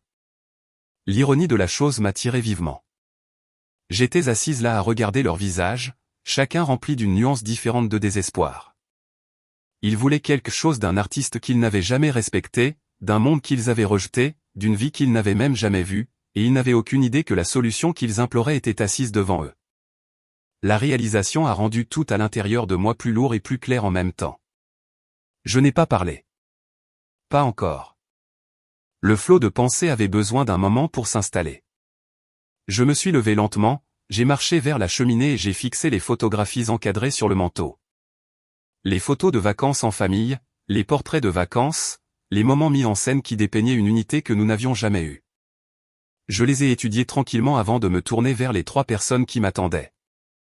Maman avait l'air pleine d'espoir. Mason avait l'air terrifié. Papa avait l'air de se préparer à exiger l'obéissance à nouveau. Mais quelque chose était différent maintenant. Je pouvais le sentir dans l'air, dans la façon dont mes épaules s'équilibraient naturellement au lieu de s'effondrer vers l'intérieur, dans le calme qui me traversait, remplaçant la peur par la clarté. Verger d'hiver n'était jamais à vendre, pas pour de l'argent, pas pour du prestige, et absolument pas pour sauver la réputation des gens qui appelaient mes choix embarrassants. Je suis retourné à la chaise et me suis assise, croisant les mains sur mes genoux. Je leur ai dit que je pouvais parler à l'artiste. Maman a halté doucement, presque un son de soulagement. Elle s'est avancée comme instinctivement attirée par l'espoir. Elle a demandé comment. Elle a demandé si je les connaissais. Elle a demandé s'il y avait un moyen de les atteindre rapidement. Papa n'a pas parlé. Il m'a regardé avec des yeux plissés, la suspicion vacillant derrière eux. Il n'aimait pas ne pas savoir quelque chose. Il n'aimait pas ne pas avoir le contrôle de l'information. Pour la première fois de ma vie, je tenais quelque chose qu'il n'avait pas. J'ai dit que j'avais une connexion avec l'artiste. J'ai dit que l'artiste me faisait confiance. J'ai dit que s'il y avait une conversation à avoir, j'étais celle qui pouvait l'initier. Maman a laissé échapper un souffle qu'elle retenait. Elle s'est rapprochée de moi, sa voix tremblant alors qu'elle disait qu'elle était reconnaissante et qu'elle savait que je ne leur devais rien. Elle a dit qu'elle était désolée que les choses aient si mal tourné. Elle a dit que Mason avait été sous pression. Elle a dit que papa avait été trop dur. Elle a dit qu'elle espérait que je pourrais trouver en moi la force de les aider à réparer cela avant que tout ne s'effondre. Papa est resté immobile. Son silence était plus fort que les mots venant des autres. Sa fierté l'avalait tout entier, et pour une fois il ne pouvait pas commander la situation. Il ne pouvait pas m'intimider. Il avait besoin de moi, et nous le savions tous les deux. J'ai laissé le calme s'installer à nouveau. Puis je l'ai regardé directement. Il a soutenu mon regard, mais je pouvais voir la tension dans le léger tressaillement de sa mâchoire. Il ne voulait pas me céder un pouce. Il ne voulait reconnaître aucun acte répréhensible, mais la situation exigeait plus que ce que sa fierté pouvait offrir. J'ai dit que j'envisagerais de contacter l'artiste. Les épaules de maman sont tombées de soulagement. Mason a expiré en tremblant. Papa n'a pas réagi, mais ses yeux se sont assombris d'une manière qui me disait qu'il savait qu'un changement se produisait, un changement qu'il ne pouvait pas inverser. Puis j'ai dit quelque chose qui a rendu la pièce immobile à nouveau. J'ai dit qu'avant que tout contact puisse avoir lieu, il devait y avoir certaines assurances. J'ai dit que l'artiste ne travaillerait pas avec des gens qui ne respectaient pas son métier. J'ai dit que l'artiste n'aiderait pas sans comprendre le contexte complet de ce qui s'était passé et pourquoi. Maman a hoché la tête avec ferveur, disant qu'elle comprenait. Mason a dit qu'il répondrait à toutes les questions. Papa est resté silencieux, mais son regard s'est aiguisé. J'ai regardé en arrière vers eux, sentant une stabilité que je n'avais jamais ressentie auparavant dans cette maison. Ils n'étaient plus des figures imposantes au-dessus de moi pour la première fois. Ils étaient des gens qui avaient franchi une ligne et avaient besoin de quelqu'un qu'ils avaient sous-estimé. J'ai dit que je parlerais à l'artiste en privé. J'ai dit que je leur relaiserais la situation. J'ai dit que je déciderais de la suite en fonction de cette conversation. Maman m'a remercié à nouveau, la voix épaisse d'émotion. Mason ressemblait à quelqu'un à qui on avait donné une seconde chance de respirer. Papa gardait les bras croisés, mais son silence n'était plus un mur de domination. C'était le silence de quelqu'un qui avait enfin été forcé de faire face à ses propres erreurs. Alors que je me levais pour quitter la pièce, j'ai senti le changement de pouvoir atterrir complètement en moi. Pas bruyant, pas triomphant, juste stable et irréversible. Il pensait que l'artiste était un étranger, quelqu'un de lointain, quelqu'un à qui il pouvait faire appel, quelqu'un qui pourrait les sauver. Ils n'avaient aucune idée que l'artiste dont ils avaient besoin était la fille même qu'ils avaient effacée. Rejetée, rabaissée et humiliée. Et j'étais enfin prête à décider ce que cela valait. Je me suis tourné vers l'embrasure de la porte. Maman m'a appelé, demandant doucement si je les tiendrais au courant. J'ai dit que je parlerais à l'artiste bientôt. J'ai marché dans le couloir, laissant le calme me suivre comme une ombre. Et pour la première fois depuis des années, j'ai senti l'équilibre à l'intérieur de cette maison basculer dans ma direction. Je ne me suis pas précipité. J'ai laissé chaque pas m'ancrer. Quand je suis retourné dans le salon, ils étaient tous encore là, figés dans les mêmes positions, comme si l'air lui-même les maintenait en place. Maman avait l'air pleine d'espoir d'une manière qui a brisé quelque chose de vieux et de fatigué en moi. Mason semblait piégé entre la culpabilité et le soulagement. Papa ressemblait à un homme debout sur le dernier bord de sa fierté. Je me suis rassise lentement, laissant la chaise stabiliser ma posture. Aucun d'eux n'a parlé au début. J'ai pris ce silence et l'ai façonné en le début de quelque chose que je n'aurais jamais pensé dire dans cette maison. J'ai dit que j'avais réfléchi à leur demande. J'ai dit que oui, je pouvais atteindre l'artiste. J'ai dit que j'étais prête à aller de l'avant avec cette connexion, mais pas sans conditions, des conditions claires, des conditions qui se tiendraient au grand jour et ne pourraient pas être pliées plus tard. Ma voix est restée égale, presque calme, mais il y avait de l'acier en dessous. Maman a cligné des yeux vers moi comme si elle essayait de comprendre d'où venait cette fermeté. Papa a plissé les yeux et ce n'est qu'alors que j'ai vu le petit éclair de panique derrière son expression. Il savait ce que cela signifiait pour moi de parler de cette façon. Il savait que cela signifiait qu'il avait perdu le contrôle. J'ai continué avant que quiconque ne puisse m'interrompre. J'ai dit qu'il y aurait 4 conditions et que chacune d'elles devait être acceptée avant que quoi que ce soit n'avance. La première condition, des excuses publiques, pas chuchotées en privé, pas lâchées comme un commentaire sans conviction, de vraies excuses devant toute la famille, devant les mêmes personnes qui l'ont regardé m'humilier à la table du dîner de Noël. J'ai dit qu'il devait reconnaître ce qu'il avait dit et le mal que cela avait causé. J'ai dit que l'humiliation qu'il m'avait lancée devait être défaite avec une visibilité égale. Maman a inspiré brusquement. Mason a bougé, mais aucun n'a parlé.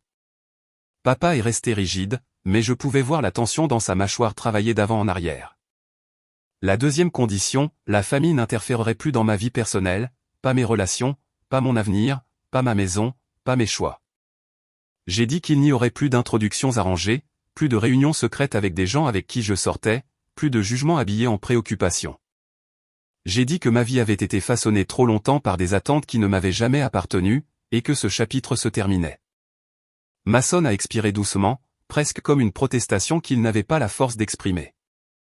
La troisième condition, j'ai dit que je continuerais mon chemin artistique et professionnel de manière indépendante. Pas de questions, pas de pression, pas de commentaires. J'ai dit qu'il n'utiliserait pas mon art comme un outil pour l'entreprise ou pour la réputation. Il ne revendiquerait rien de ce que je créais et il n'utiliserait pas mon travail pour s'élever. Mon travail m'appartenait. Cette limite ne plierait pas. La quatrième condition, je ne prendrai pas d'argent de la famille. Pas maintenant, pas plus tard. Pas d'héritage, pas de fiducie, pas de part de l'entreprise, pas de lien financier qui pourrait être utilisé comme levier. Si je les aidais à sauver le contrat par le biais de l'artiste, ce ne serait pas parce que je leur devais quelque chose ou parce que j'attendais quelque chose en retour. Ce serait un acte d'intégrité, pas de dépendance. Quand j'ai fini d'énumérer les conditions, le silence dans la pièce s'est approfondi. Il pressait dans les coins de la maison, frôlant les photographies sur le mur et les parquets polis. La façon dont l'eau froide remplit les parties les plus basses d'une vallée. Maman a chuchoté quelque chose dans sa barbe, à peine audible. Puis elle a porté une main à son visage. Ses yeux se sont remplis rapidement, presque comme un chagrin. Mais il y avait quelque chose d'autre dedans, aussi. La reconnaissance. Elle voyait une version de moi qu'elle aurait dû connaître il y a longtemps. Mason s'est avancé légèrement. Sa voix semblait mince quand il a dit que peut-être les conditions étaient trop extrêmes. Il a dit que l'entreprise était déjà en difficulté et que la pression sous laquelle était papa avait été énorme. Il a dit que nous avions besoin d'unité, pas de division. Il a dit que je devrais peut-être reconsidérer certaines parties de ce que je demandais. J'ai levé les yeux vers lui et j'ai dit non. Pas bruyamment, pas agressivement, juste assez fermement pour que cela l'arrête au milieu de sa phrase. Pendant des années, j'avais accommodé leurs attentes et porté les conséquences. L'unité avait toujours signifié le silence de mon côté et le contrôle du leur. Ce genre d'unité m'avait fracturé plus que n'importe quelle crise ne le pourrait. Je ne retournais pas dans ce rôle à nouveau. Maman a essayé de parler alors, sa voix tremblant alors qu'elle disait qu'elle comprenait pourquoi j'avais besoin de limites. Elle a dit qu'elle comprenait que j'avais été blessé, que j'avais été ignoré, qu'elle souhaitait que les choses aient été différentes. Ses larmes ont glissé sur ses joues, mais elle ne les a pas essuyées. Elle a dit qu'elle voulait arranger les choses, même si elle ne savait pas comment. David n'a toujours rien dit. J'ai tourné mon attention vers lui. Il était assis dans le coin comme un monument fissuré au milieu. Son silence avait toujours été une arme, mais maintenant cela ressemblait à une barrière qu'il ne pouvait pas traverser. Pendant des années, il avait contrôlé chaque pièce dans laquelle il entrait. Pendant des années, il avait façonné la famille d'une main rigide. Pendant des années, il avait cru que son autorité était incontestée. Maintenant, il faisait face à quelqu'un qui l'avait rejeté, quelqu'un qui l'avait rabaissé, quelqu'un qui l'avait effacé, et ce quelqu'un tenait la seule bouée de sauvetage dont l'entreprise avait besoin. Je lui ai dit que j'avais besoin de sa réponse. Pas plus tard, pas après une autre réunion, pas après qu'il se soit calmé. Maintenant. Pour la première fois depuis mon arrivée, il semblait incertain de ce qu'il fallait faire. Sa fierté s'accrochait à lui comme une armure qui avait commencé à rouiller. Il a ouvert la bouche, l'a refermée, a dégluti, puis a finalement détourné le regard de moi. C'est à ce moment-là que j'ai senti quelque chose changer. Pas de triomphe, pas de victoire, juste la vérité s'installant à sa juste place. Il m'a demandé de répéter la première condition. J'ai dit qu'il devait s'excuser publiquement. Il a froncé les sourcils et j'ai pu voir le combat monter en lui, puis vaciller. Il a demandé si cela devait être devant tout le monde. J'ai dit oui. J'ai dit que cela devait correspondre au mal. Il a fixé le sol à nouveau. Maman a posé une main douce sur son bras et a chuchoté quelque chose à propos de l'entreprise, quelque chose à propos de l'avenir, quelque chose à propos de la façon dont c'était la seule voie. Mason le regardait, attendant avec une attention qui semblait presque douloureuse. David m'a finalement regardé à nouveau. Sa voix, quand elle est venue, semblait écorchée à vif. Il a demandé quelle était la deuxième condition. Je l'ai répété. Il n'a pas argumenté cette fois-là. Sa mâchoire s'est serrée, mais il est resté silencieux. Il a demandé à propos de la troisième condition.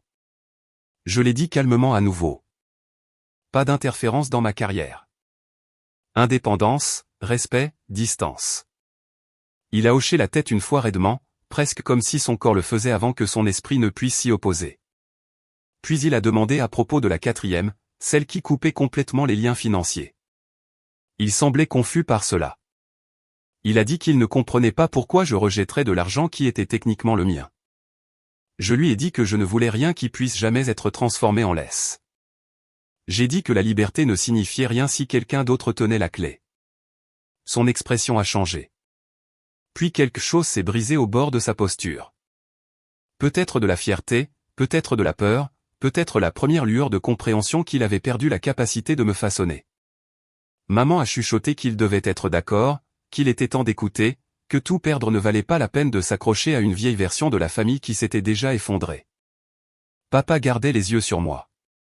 La seconde s'est étirée longue et vive entre nous. J'ai refusé de détourner le regard. Après un moment qui a semblé durer plusieurs années, il a hoché la tête. Pas rapidement, pas gracieusement. Mais il a hoché la tête. Il a dit qu'il acceptait les conditions. Sa voix était mince, presque inconnue à mes oreilles. Cela ne ressemblait pas à une reddition. Cela ressemblait à un homme qui réalisait enfin que son pouvoir avait des limites. Maman a laissé échapper un souffle qui s'est transformé en sanglots. Elle a couvert sa bouche et s'est essuyé rapidement les joues. Mason a expiré de soulagement, bien que ses épaules s'affaissent encore sous la honte de tout ce qui avait mené à ce moment. Je suis restée assise. Je suis restée stable. Papa a dit qu'il ferait ce qui était requis. Il a dit que l'entreprise avait besoin d'être sauvée.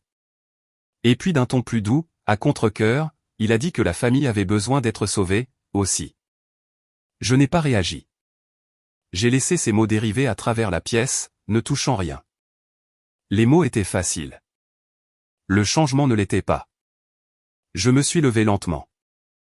Ils ont suivi mes mouvements avec des yeux attentifs, comme des gens regardant quelqu'un démanteler les dernières pièces d'une vie dont ils supposaient qu'elle ne changerait jamais.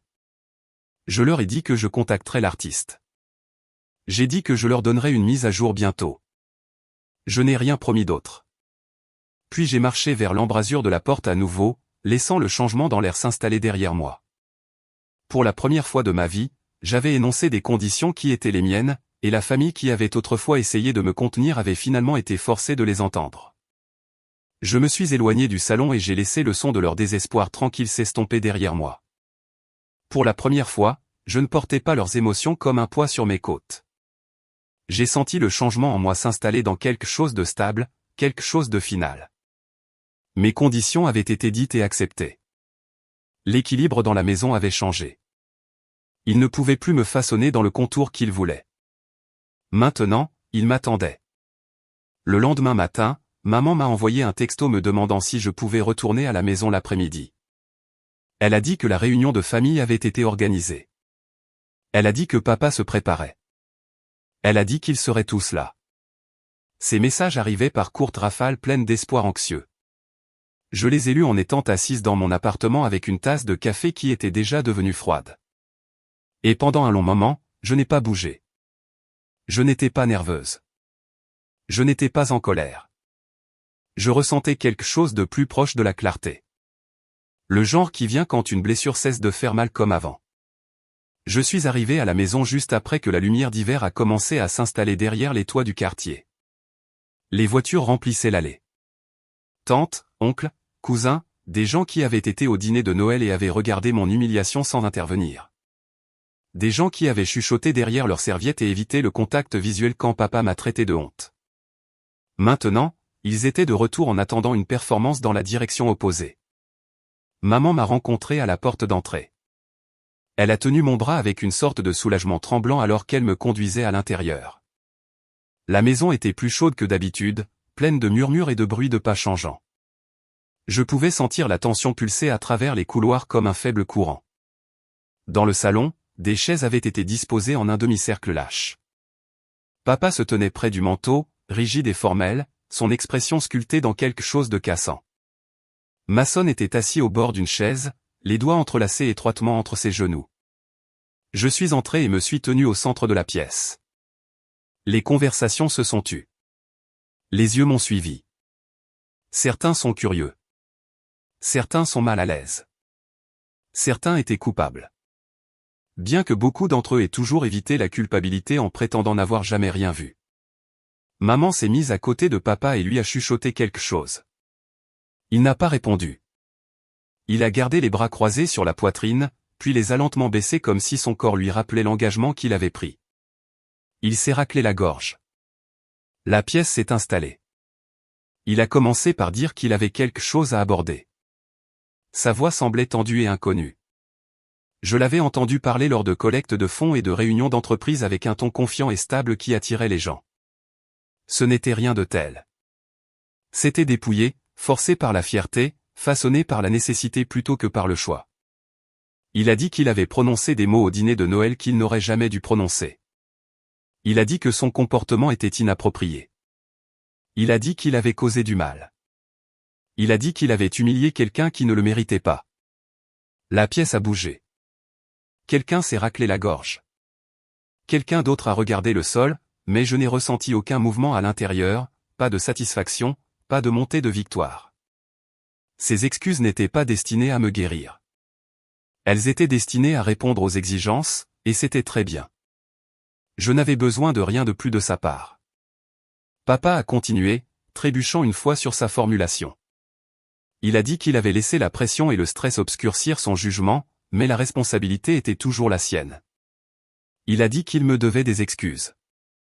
Puis il a fait une pause et m'a regardé directement. Son visage était tiré autour de ses yeux, mais il n'y avait pas d'agression, pas de défi, juste un homme avalant son propre ego parce qu'il n'avait pas d'autre choix. Il a dit qu'il était désolé. La pièce est tombée complètement silencieuse. Même les bouches de chauffage semblaient se taire. J'ai hoché la tête une fois, un petit mouvement, une reconnaissance tranquille. Je ne l'ai pas remercié. Je ne l'ai pas réconforté. Je n'ai pas essayé d'adoucir le moment pour qui que ce soit dans la pièce. Les excuses étaient les siennes, pas les miennes à porter ou à apaiser. Maman a expiré en tremblant et a tendu la main vers son bras, mais il s'est écarté dans un mouvement subtil et tendu, comme si le contact physique pouvait briser le dernier contrôle auquel il s'accrochait. Il n'y avait rien d'autre à dire. Les excuses étaient faites. Les conditions étaient remplies. Je pouvais sentir le changement onduler à travers la pièce comme un vent froid. Tout le monde l'a vu. Pendant des années, ils l'ont regardé me traiter comme la partie la moins précieuse de la famille. Maintenant, ils le regardaient se tenir devant la pièce et reconnaître ses propres torts. Cela a changé la forme de chaque relation dans cette maison. Tranquillement, de façon permanente, j'ai laissé le silence persister un instant de plus. Puis j'ai dit que je contacterais la galerie. Maman a hoché la tête rapidement, s'essuyant les yeux. Mason a redressé sa posture avec un sens visible d'espoir. David s'est abaissé lentement dans une chaise. L'épuisement gravé sur les lignes de son visage. Je me suis éloigné du centre de la pièce et j'ai marché vers le couloir, sortant mon téléphone de ma poche de manteau. Il y avait déjà plusieurs appels manqués de la galeriste. J'ai composé son numéro et suis sorti sur le porche où l'air froid a dégagé mes poumons. Elle a répondu immédiatement. Sa voix était chaleureuse, mais je pouvais entendre l'urgence en dessous. Elle a dit que le client VIP avait suivi à nouveau et qu'ils étaient toujours prêts à rouvrir la conversation si l'artiste les contactait avec clarté sur la situation. Elle a demandé si j'avais décidé comment procéder. Je lui ai dit oui. Je lui ai dit que j'étais prête à aller de l'avant. Je lui ai dit que l'artiste parlerait au client. Elle ne savait pas qu'elle parlait à l'artiste. Cela faisait partie de la protection que j'avais construite. Mais entendre son soulagement a adouci quelque chose en moi. Elle a dit qu'elle organiserait un appel avec le client et son assistant et qu'elle me relayerait les détails dans l'heure. Quand je suis rentré dans la maison, la famille s'était dispersée en petits groupes de conversation. Certains évitaient mon regard. Certains essayaient d'approcher avec une sympathie maladroite. Je suis passé devant eux sans m'arrêter. Maman m'a rejointe dans le couloir. Elle a demandé si les choses avançaient. Je lui ai dit oui. Elle a pressé une main sur sa poitrine et a chuchoté qu'elle était reconnaissante. J'ai hoché la tête mais je n'ai ressenti aucune raison d'en dire plus. Plus tard ce soir-là, j'ai reçu les détails de l'appel prévu. J'ai parlé à nouveau avec la galeriste et elle a relayé les préoccupations du client. Il ne voulait pas que la contrefaçon reflète mal sur l'artiste. Il ne voulait pas que leur admiration pour le travail soit associée à la malhonnêteté. Il voulait l'assurance que l'artiste n'avait pas été impliqué dans le geste de contrefaçon. La colère était passée de l'insulte à la déception, ce qui était plus facile à travailler. J'ai dit à la galeriste que je rédigerais une déclaration pour qu'elle la présente. J'ai passé l'heure suivante à rédiger un message expliquant que l'artiste n'avait aucune connaissance de la contrefaçon et n'autorisait aucune réplication. J'ai écrit que l'artiste valorisait l'authenticité et l'intégrité avant tout. J'ai écrit que l'artiste était prêt à rouvrir la communication tant que le respect était mutuel. Les mots coulaient facilement parce qu'ils étaient les miens. Chaque partie de cette déclaration venait de ma propre expérience d'être rejetée et invalidée par des gens qui croyaient me posséder. La galeriste l'a envoyée au client le soir même. Le lendemain matin, elle a transféré leur réponse. Ils ont accepté l'explication. Ils ont dit qu'ils appréciaient la transparence. Ils ont dit qu'ils étaient prêts à continuer les négociations avec l'entreprise Mitchell à condition que les interactions futures soient gérées avec une honnêteté directe. Dans l'après-midi, le partenariat avait été sauvé. J'ai conduit jusqu'à la maison à nouveau, pas parce que je voulais célébrer avec eux, mais parce que je voulais boucler la boucle. Mason m'a rencontré à la porte cette fois.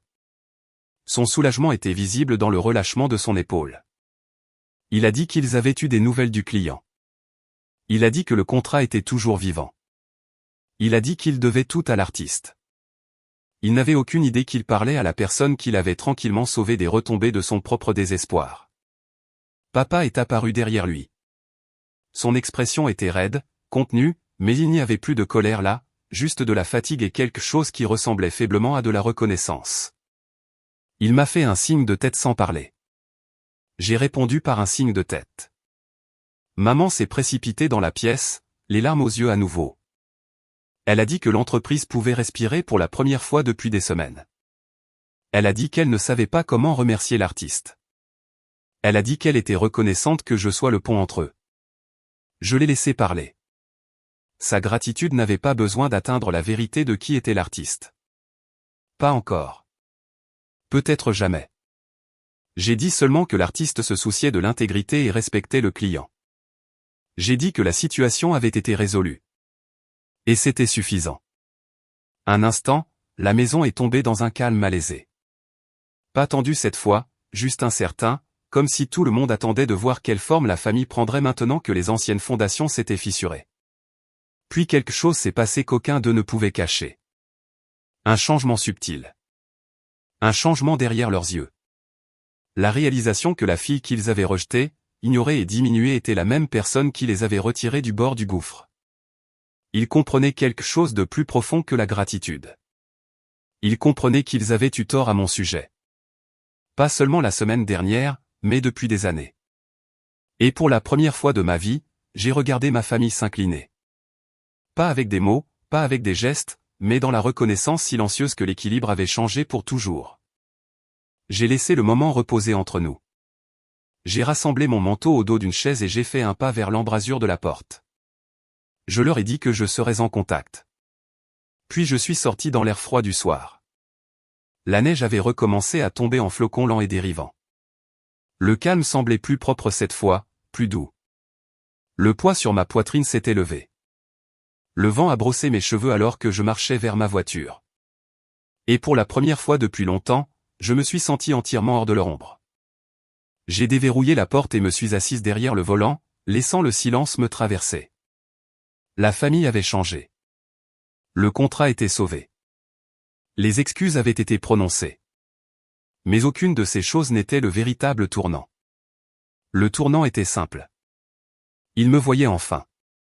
Et je n'avais plus besoin qu'il le fasse. Cette pensée s'est installée si tranquillement dans ma poitrine que pendant un moment je n'ai même pas réalisé combien d'espace elle créait. J'ai conduit loin de la maison en me sentant comme si quelqu'un avait ouvert une fenêtre en moi. Après des années d'air vicié, la lumière froide de l'hiver m'a suivi sur la longue route vers mon appartement, douce et pâle contre le pare-brise, et pour la première fois depuis longtemps, je n'ai pas senti le poids de notre nom de famille pressé sur la nuque de mon cou. Les semaines qui ont suivi ont dérivé dans un étrange mélange de calme et d'ajustement.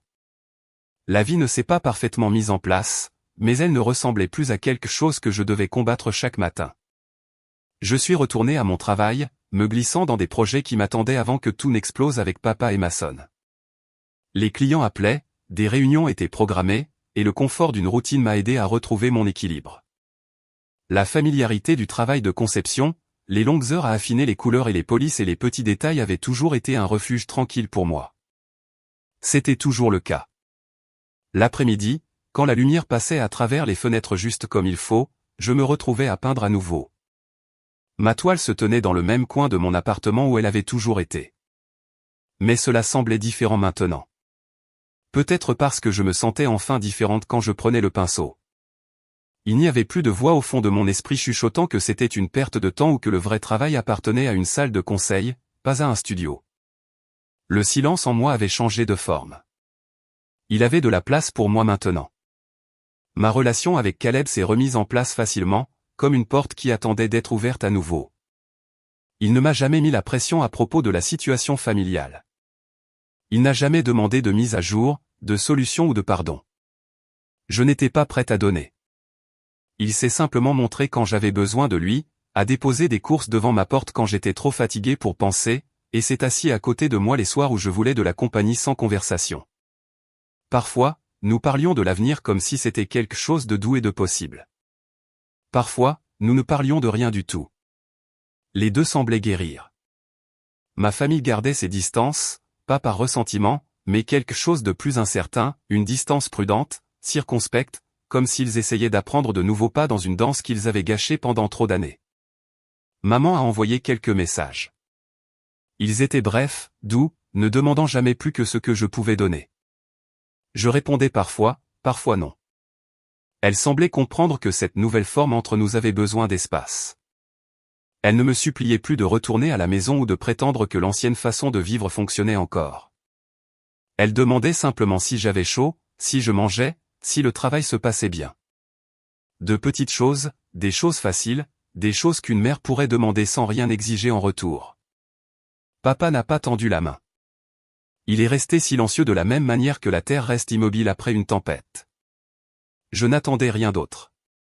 Je n'avais pas demandé de transformation, seulement la responsabilité. Et il avait donné la plus petite version de celle-ci qu'il pouvait gérer. Ses excuses avaient été une porte qui se fermait, pas une qui s'ouvrait. Je n'avais pas besoin qu'il devienne un homme meilleur pour moi. J'avais seulement besoin qu'il arrête de me rétrécir. Mason a envoyé un seul message environ 2 semaines après la finalisation du contrat avec le client. Il a dit que l'entreprise se stabilisait à nouveau. Il a dit que la réunion avec le client s'était mieux passée que prévu. Il m'a remercié pour ce que j'avais fait, bien que le merci soit maladroit et raide, comme s'il n'était toujours pas sûr d'avoir le droit de le dire. J'ai apprécié la tentative, même si elle n'a pas comblé le fossé entre nous. Certaines distances étaient destinées à être respectées, pas réparées. La galerie m'a tenu au courant concernant le client. Ils étaient toujours intéressés par l'acquisition d'une de mes pièces, bien que pas celle exposée à l'exposition. Ils comprenaient maintenant que l'œuvre avait une signification pour moi et ont refusé de la poursuivre davantage. Au lieu de cela, ils ont demandé une visite privée au printemps.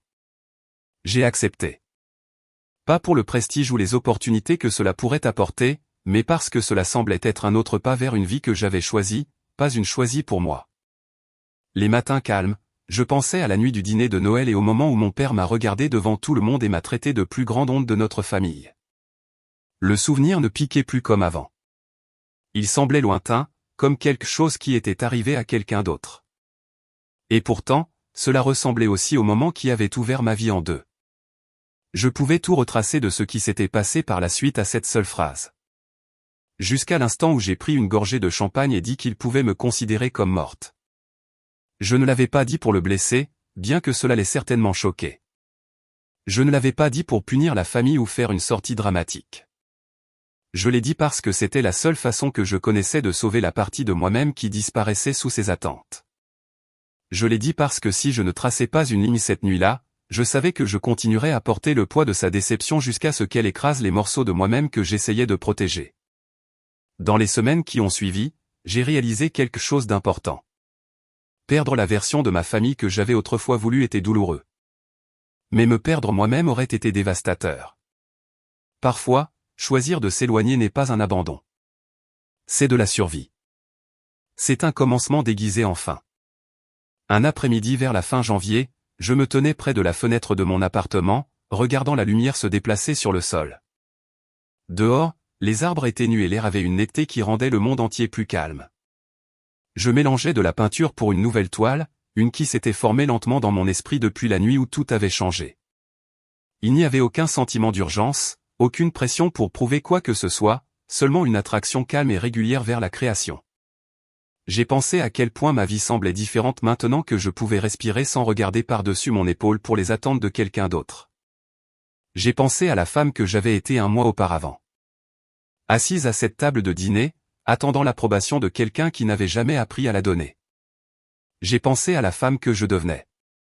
Une décision à la fois, j'ai trempé mon pinceau dans la peinture et j'ai pressé le premier coup sur la toile. La couleur s'étale facilement, riche et chaude. Cela ressemblait à réclamer quelque chose, comme revenir à moi-même après une longue absence. Alors que la peinture commençait à prendre forme, j'ai réalisé que je ne regrettais pas les mots que j'avais prononcés à Noël. Ils étaient durs, oui, mais ils étaient ma vérité. Et parfois, la vérité doit être tranchante pour couper à travers le bruit. Si l'on vous a déjà dit que vous étiez trop ou pas assez pour votre propre famille, souvenez-vous de ceci, le silence peut être un pouvoir et la vérité peut être la vengeance la plus bruyante.